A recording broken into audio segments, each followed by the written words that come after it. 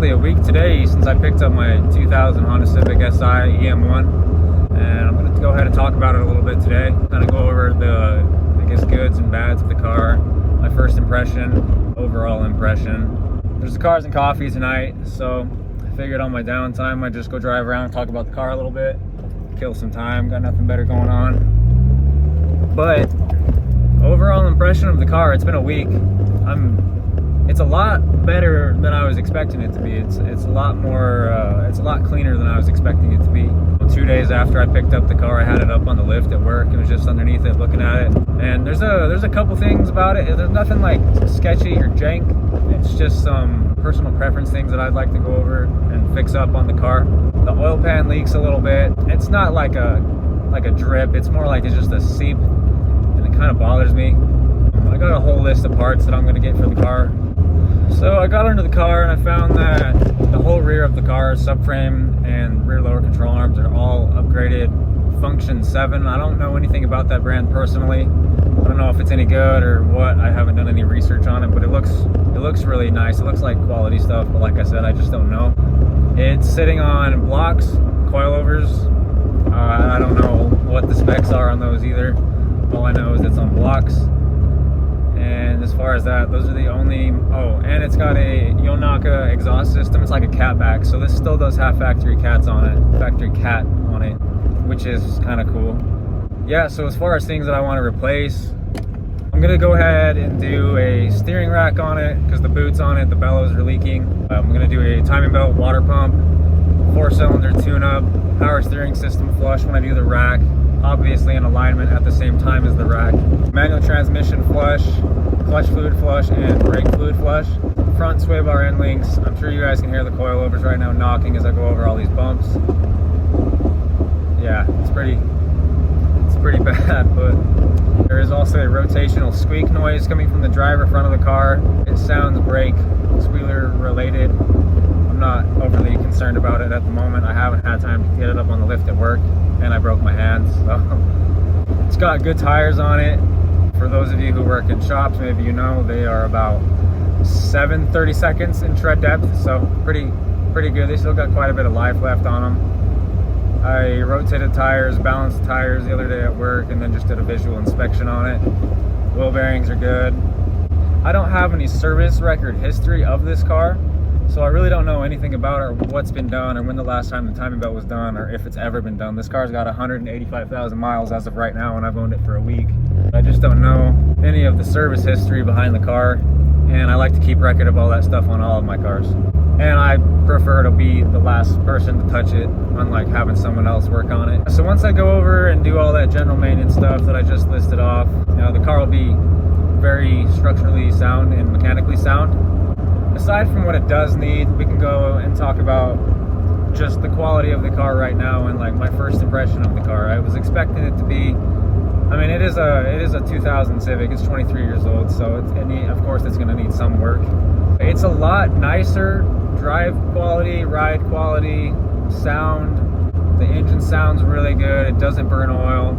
I've driven almost 1,000 miles in a week, and it doesn't burn or lose any oil. There's no oil consumption at all, which is really surprising. Honestly, the D-Series do use oil for the most part, consume it. So that's pretty cool. Exterior wise, I'm sure I talked about it in the last video. The paint, it's a little faded on the driver's side, and the roof's faded, the wings faded, and the hood's got a lot of rock chips that I want to fix. So ultimately, after I get it structurally, mechanically, sound, I would like to repaint the car, the factory Milano red paint code. I believe it's R81. I just kind of want to restore it. That's the whole deal behind this car. That's why I picked it up. They only made it for 2 years, and as far as I'm concerned, it's a very rare car, especially for how much we picked this one and the other two up for. So we got them for a really good deal, in my opinion, and it just depends on who you ask. I'm not going to tell you how much I paid for it, but I'm pretty happy with it. I don't feel like I lost anything by selling my old car and picking this one up.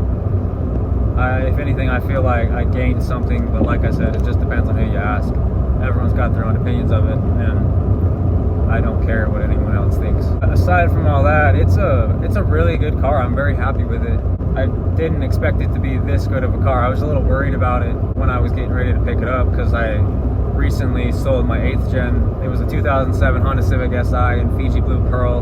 I bought it a couple years ago with a blown motor, went through everything, replaced everything, put a JDM K24 in it, and had it professionally tuned on Honda Flash Pro. Before I put the engine in the car, I resealed everything, did all new O-rings, all new seals. Everything was brand new and legit on that car. I drove it like within a year and a half of owning it. I only drove it just shy of 2,000 miles. I'm not entirely sure how far I drove it, but it wasn't over 2,300 miles in the time that I owned it. So I took that car that I had invested a lot of time, I guess money into, just to make it structurally sound. And I took that, a car that I know like the back of my hand, and I sold it and bought a car I'm completely unfamiliar with and do not have any service records on. Which is why I want to do all the maintenance on it and then just keep a notebook of how many miles were on the car when I did that, just so I can keep, if I do ever sell it. I don't have intentions of selling it, but if I do, it's always nice to have service records, even though it isn't necessarily a shop doing the servicing to it. So I guess it wouldn't be as legit in some people's opinion, but like I said, I don't have intentions of selling it, so that doesn't matter. I'm just doing it for myself. The car has working AC, working power steering. It's a very structural sound car. I was surprised it still had those creature comforts in it. I would like to put a Viper alarm in it because there's no key fob for the car, so you got to manually unlock the door, which isn't a big deal, but just kind of want to do some small retro mods to it to make it a little bit easier to get in and out. It's just me being picky and nitpicking it. The big question I always get, and I've gotten all week, and even before I picked up the car, when I was talking about it, everyone's like, what's the first mod you're going to do to it? You know, you got a clean slate 2000 Honda Civic SI, bone stock, never been touched before. Like, what are you going to do to the car? And I mean, everyone's got jokes about it. I tell you, I'm going to leave it stock. My complete intention with the car is to leave it bone stock. All I want to do is restore it and put it back to the way it came from showroom back in 99 and 2000 when these cars were coming out. No one believes me that I'm not going to touch it, but I'm telling you right now, you have my word on that, I'm not going to touch this car. I don't want to touch this car. I want to utilize the factory seats. If anything, get new factory Civic floor mats for it. Get the rear floor mats for it. Just stuff like that. Like I said, I want to repaint it as well. Just clean it up and bring it back to life and just treat it the way it ultimately should have been treated. I have a steering wheel for it too. It is a genuine EM1 steering wheel, not from this car, but from a donor car that I'm going to be swapping this garbage out for very soon. I can't stand it. This headliner has seen better days, but that is a 90s Honda thing. Not uncommon to see that.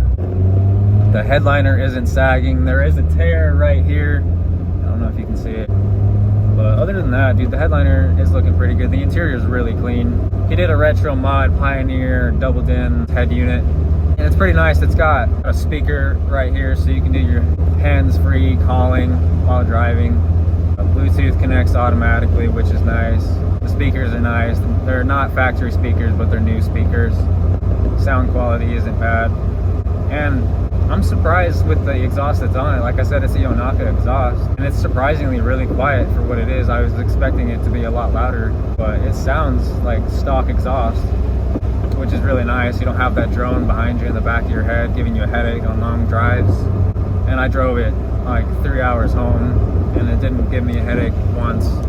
Yeah, I'm kind of on the fence as well about taking the engine out. When I'm ready to start really tearing into the restoration as far as the paint goes, I'm kind of on the fence about repainting the engine bay and getting all new stickers, OEM stickers for it, for the AC recharge, all the vacuum line hose diagram under the hood, the warning under the hood. Like, it's just the little details that I like a lot.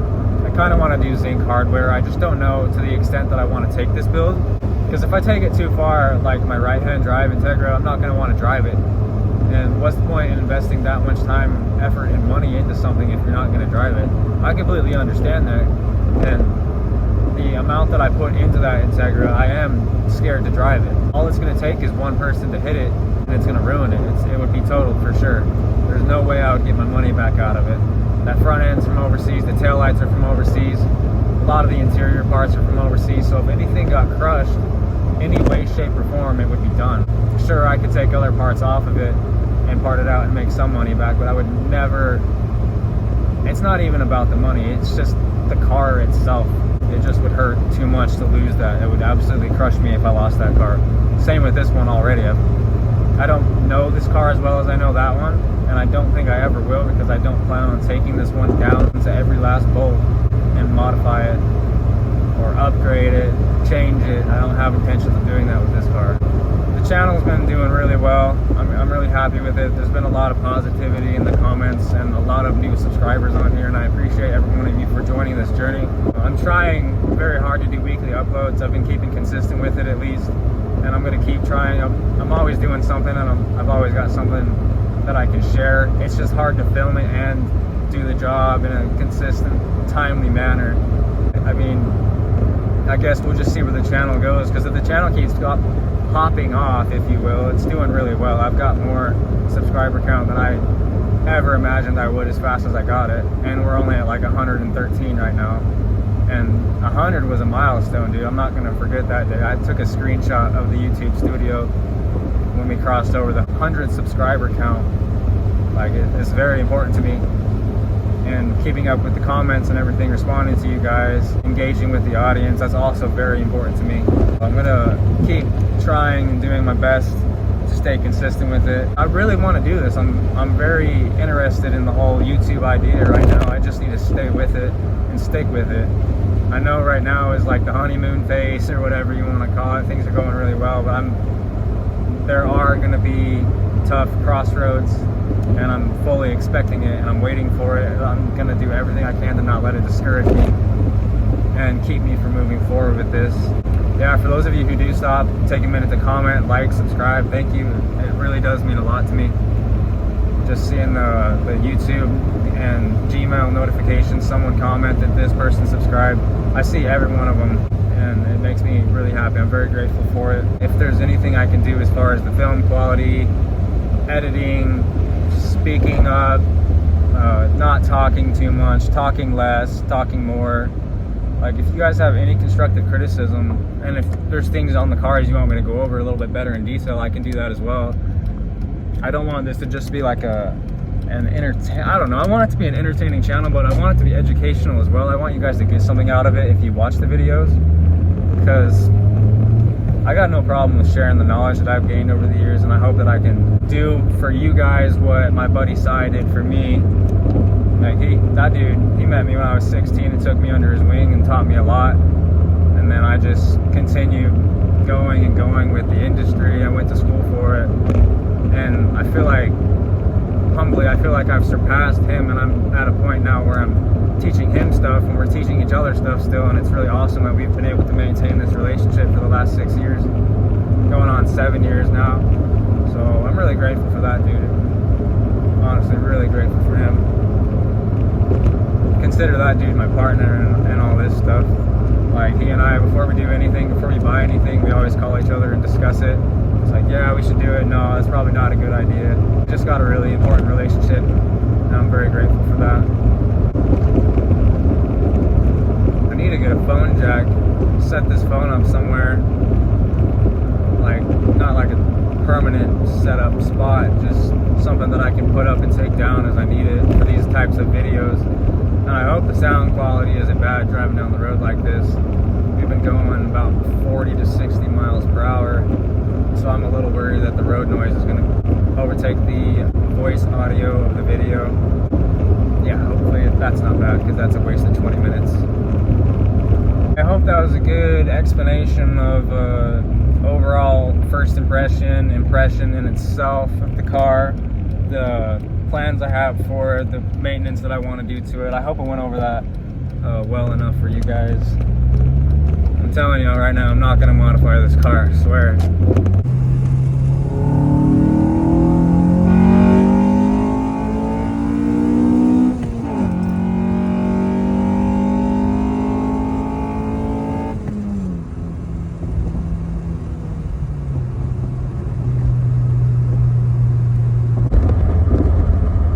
That noise for 65 miles per hour. I don't know what it is, dude. It's just that raw VTEC sound, B series, K series, it just does it. I'm not big on the turbo applications. I'm not big on supercharger, nitrous. It's cool. Don't get me wrong, it's cool and I can respect it and enjoy it, but it's just not my thing on my personal cars. I don't know, man. It's getting about time to head over to that Cars and Coffee, which is a weird time because it's set for like 5:30. So we're gonna roll up at 5. Me and Sai are pulling up. Sai's kids are gonna be with us. So it's gonna be a good time. Pretty excited. I don't know how much I'm gonna film. I don't know if they're gonna be playing music there or whatever. So if they are, I gotta be cautious so I don't get copyrighted. But anyway, I guess we'll jump over to Cars and Coffee when I pull up. I'm gonna just walk around, honestly. Nah, dude. Your size clapped out shitbox.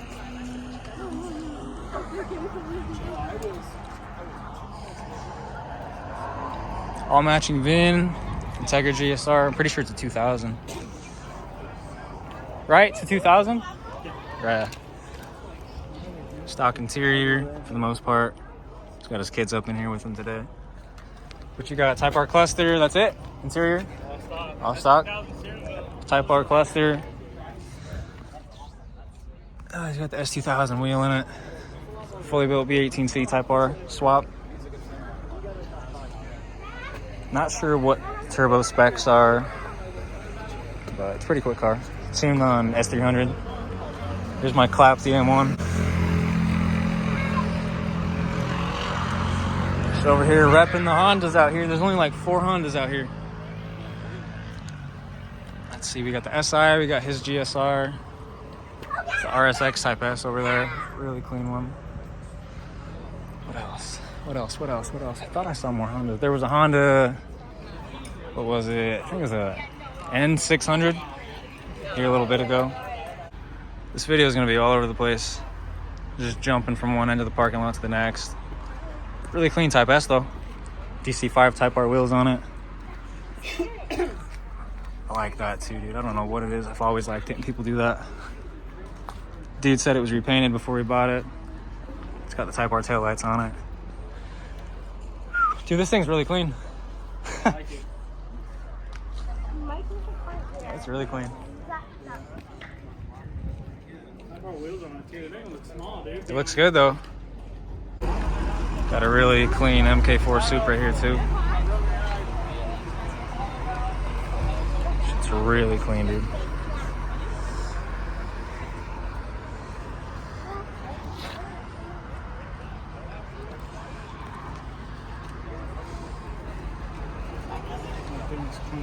It's way clean. I like it a lot. My buddy's STI over here.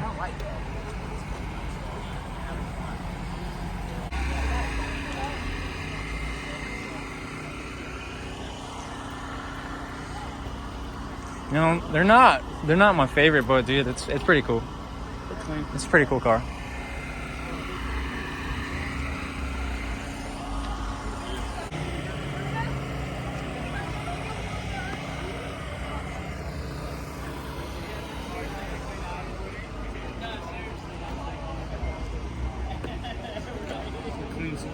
Shit, yeah, it is. I want to get up to the building and get a shot of that McLaren in there. Can't miss that. Yeah, it's cool.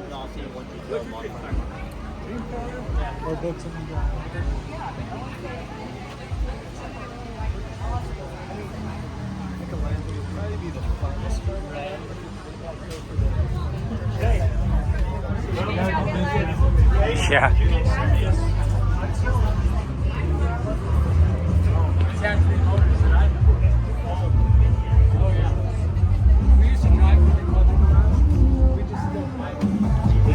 Shit's clean, dude. Beautiful. This thing's beautiful. Morgan, what's up? What's going on? Still got your car running, dude?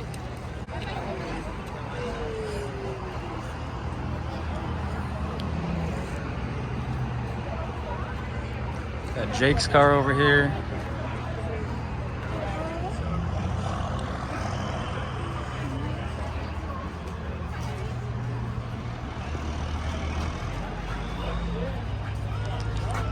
It's really clean, dude. I love this shit.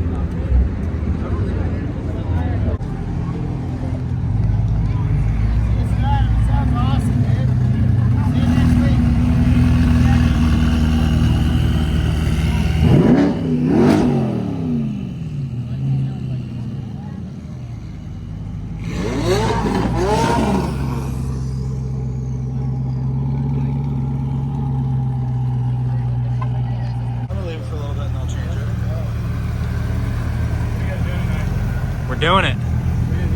We're doing it. Doing what? We're doing it. Keep plugging and wants to go to your house. That's fine. I got the dog, dude. I got to take on the dog. Go get the dog, bring it back. You just gonna be telling that? Yeah. Damn, dude. This shit's clean.